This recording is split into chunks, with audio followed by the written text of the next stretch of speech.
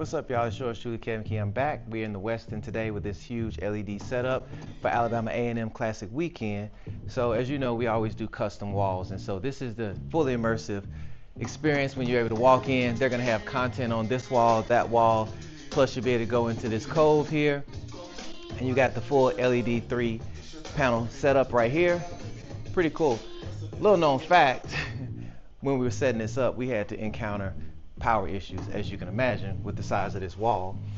And basically you have lights, you got sound, and all of us are sitting there scratching our head like, how are we gonna plug all this stuff up? As you all know, I'm all about finding solutions to these problems. So we're initially gonna try to bring in a power distro box. Well, guess what? The fuses were blown on that. Then they wanted to try to run power across the floor. Well, that didn't work because in this type of place, you can't run lines across the floor. They said, well, can we run the lines across the ceiling? Nope, can't run across the ceiling because there's no drop-in ceiling. So ultimately, there was this plug on the wall, and we said, okay, what does that go to? And it ended up being a 30 amp plug. Well, nobody had the breaker for it. So guess what that means? Kevin had to make one. So it's really cool and interesting that in one of my kits, I already had one of the plugs, but there was no cord on it. So I had to go in and custom make a cable right there on the spot. These are some of the things we talk about. Why do people hire you? Maybe it's because you have an ability to come up with solutions. And so today, what I want to talk about is, are you surviving, thriving, or you just kind of in the middle? And so let's break down surviving, right? Surviving is just taking it as it comes. You're kind of just reactive. You don't really know where you're going. There's no real direction. It's just kind of like you're here. And as things happen to you, it's pretty easy to get knocked out because you don't have any idea about resources, plans, or anything else. Thriving to me looks like a person that has things in place. Thriving doesn't necessarily mean that you've got a lot of money or you've got a lot of success per se. Thriving means that whatever scenario you're thrown into, you can make it work. Because at the end of the day, it's about being able to get through things with the least amount of wounds as possible. And so people that are just surviving, they get a lot of wounds because things are just coming from all over the place and they don't really have any protection because they're not prepared for it to come any one way. And so thriving, kind of like yesterday when we had this power issue. Initially, there was no solution, right? Okay, I mean, initially there was like ideas, but there wasn't the solution, right? So, tried this one thing, doesn't work. Tried another thing, doesn't work. Tried another thing, doesn't work. Ooh, here's another thing. But now we have to make a thing to work with the other thing. And so when you're thriving, you're able to pull things that don't exist into where you are. And I think that that's the part, right? Sometimes we look and think that the solution is already going to be there based on something that we already have. But sometimes we have to take things that we have and make something new out of it. And that's kind of what we did. We had cable, we had some boxes, we had some screws, and then we had a breakout box when we put some work into it. That breakout box did not initially exist. So, what are some of the things that's currently needed in your life but doesn't exist? It's kind of waiting on you to take some things, put them together, and make that new thing. And so I'm encouraging you all to look back through the items that you have and say, okay, if I take this thing and put it with this thing, then maybe I'll have that new thing that I actually need. Because it's so easy to look at something in a box that doesn't really have a function at that moment and discard it. How many times have we just gotten rid of things simply because we looked at it in one purpose? I know I have. It's like, oh, this doesn't fit this need anymore, get rid of it. But if you look at that piece and put it with another one, then now it can create a new purpose. And maybe that's our friends. Maybe that's our relationships. Maybe that's some of our family. We need to look at them through eyes of, they may not have everything in this, but what if I put something with it? What if I connect them with that other friend? What if I connect these two family members together? I think people that thrive are those that are able to see new purposes for things, that are able to reallocate resources, that are able to go in and see the old and make it new. In our society these days, we just discard things so much. It's kind of like, you know what? It's used up, get rid of it. That's what we do. We just throw stuff away. But how much of the stuff do we throw away that really we need? And so I think about that box. I had that cable probably a year now when I got it. Didn't really know what it was going to be used for. But here comes the perfect opportunity. Boom. Oh, let me take that with this box, with this cable, and make something new out of it. Now, don't get me wrong. Some stuff needs to be thrown away. All right. But there's other things that we have that I think deserve another look. And so here it is. We created this room that on the outside, it looked like it wouldn't work.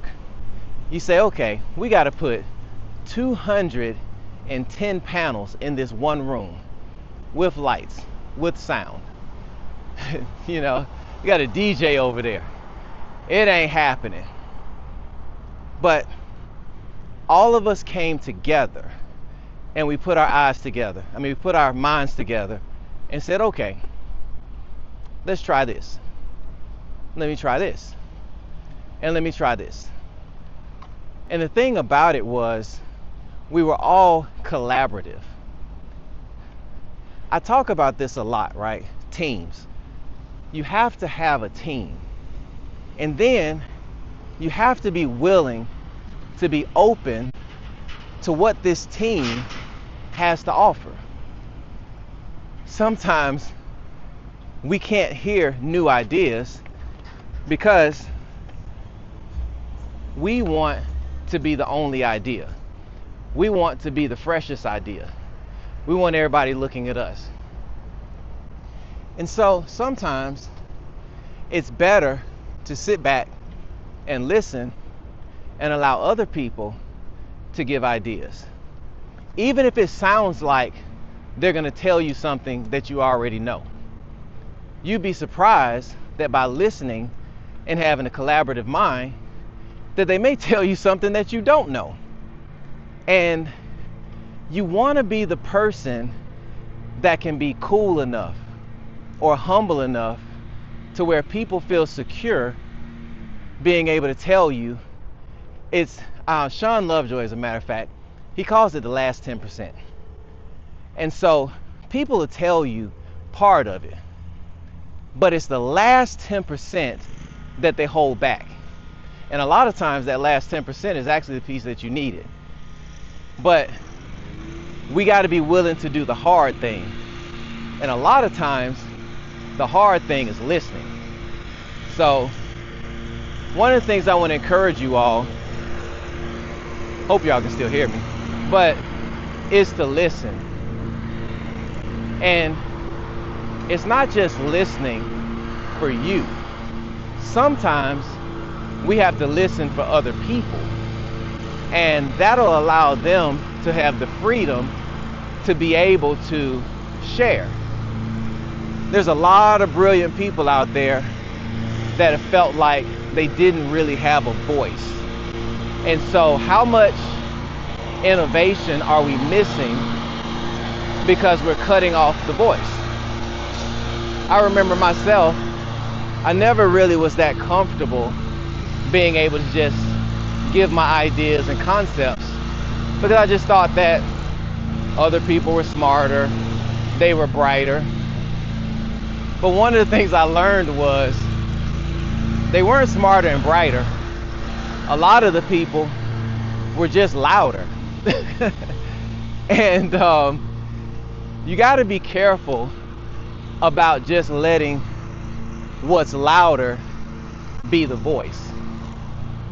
So here we are, taking it back, trying to find the solution. Everybody is putting it in. And there was an environment for collaboration. That's the other thing. In success, my question for you is the environment you in suitable for collaboration? Do people feel like they can share, or are you going to end up being the 3 Ds? Defensive, dismissive, deflective.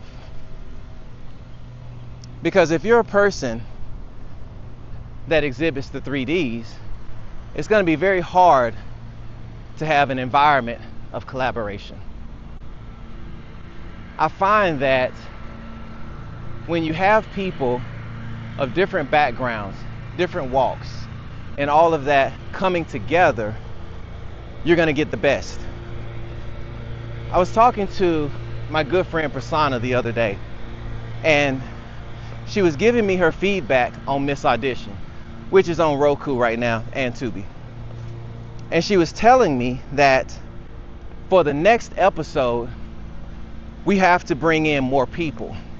We have to enlarge our team so that we can get the best out of it. And the reason she was telling me this is because for the first episode, I had to do a lot of the stuff by myself.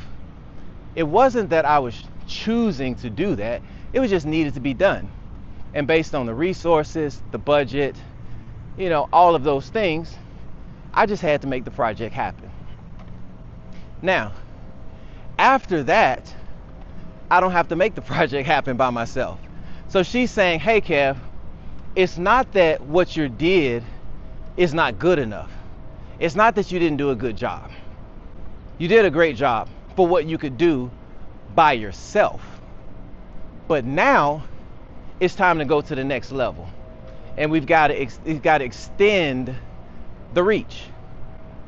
Bring in people that this is what they do. This is only what they do. And allow them to make the project go from good to great. Now, how many of us are able to hear those words in a positive way? Because we got to really train our ears to hear what people are really saying. There's so much offense online nowadays with hearing what our biases are saying, or hearing what our trauma is saying, hearing what people that were in our past, our haters, are saying, and then we kind of blanket those on top of it and we miss opportunities. So with this one, I know that Prasanna wants this project to be amazing. So I'm going to look at everything she says through the lens of positivity, encouragement, growth, all of these things. So when I hear her, I hear a person saying, I care about you, and you can't carry this load by yourself. Let's work on spreading this out for the long term, because this is a project we want to be able to do multiple episodes, multiple seasons, across multiple platforms. And that's going to take a team effort. And in order for us to be able to have that longevity, we have to cultivate an environment of collaboration. So how does this all apply to the LED wall inside the Westin? Well, we had, once again, DJ, sound, lights, LED. All of these teams had to come together for one goal, one vision, which is for this experience for people to come into. And our environment was set for collaboration. And anytime you have that same goal, same purpose, then we all win. The client is happy. So it wasn't about Kevin created this magical widget that added us 2 more circuits that we could plug into. It was about we all came together, tried different things to try to figure out the best way to go about our unified purpose. That's the question. With the people that you're working with, what is your unified purpose? What's the purpose? What's the why? I think if you figure that out, then you'll find a common place that you can work with anybody in. This yours truly, Kev, and we are here with Kev 360, walking around Uptown, Birmingham. I will see you on the next one. Keep walking, y'all. Every time you walk, there's increase. Next time, KevinKeySpeaks.com.